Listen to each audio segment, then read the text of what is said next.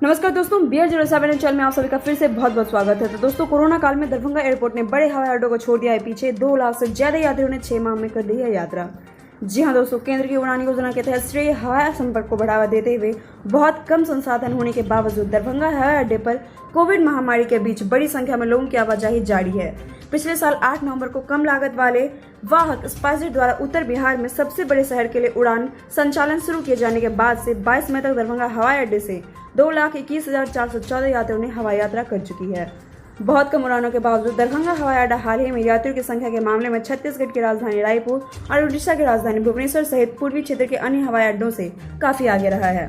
भारतीय विमानन प्राधिकरण (AI) के क्षेत्रीय मुख्यालय द्वारा जारी पिछले एक सप्ताह 16 से 22 मई के आंकड़ों से पता चलता है कि एकल ऑपरेटर हवाई अड्डा होने के बावजूद दरभंगा हवाई अड्डे ने 56 उड़ान और 7,468 यात्रियों को संभाला, जबकि रायपुर 88 उड़ान और 4,151 यात्रियों के साथ और भुवनेश्वर 132 उड़ानों के साथ 4,992 यात्रियों के साथ उड़ान अधिभोगत के मामले में बहुत ही पीछे थे।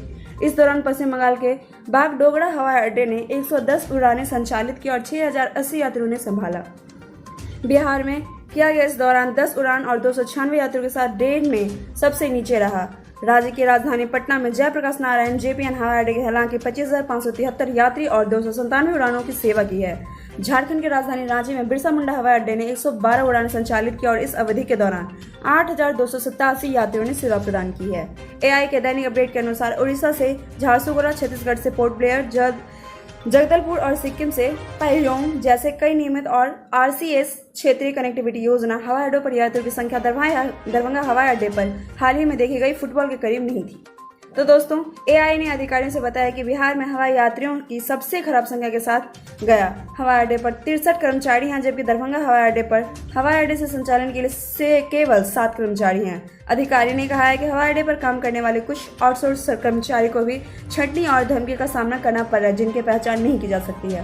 तो तब तक के लिए आप घर पर स्वस्थ रहें, सुरक्षित रहें और आपको हमारा वीडियो कैसा लगा कमेंट करके जरूर बताएं। शुक्रिया दोस्तों।